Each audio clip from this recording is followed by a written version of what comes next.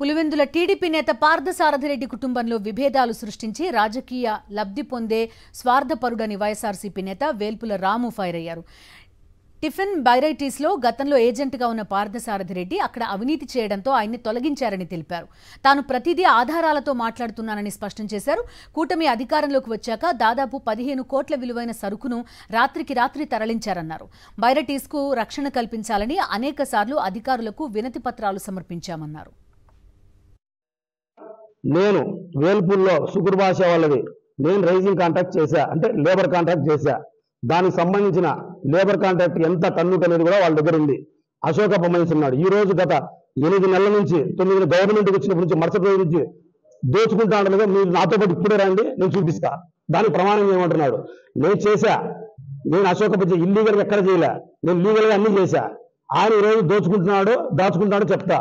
ఈరోజు దానికి కూడా ఏదానికైనా నేను సిద్ధం. ఈరోజు ఓనర్లు ఉన్నారు, అశోకప్ప బతికే ఉన్నాడు, ఆ టిఫిన్ కంపెనీ వాళ్ళు ఉన్నారు.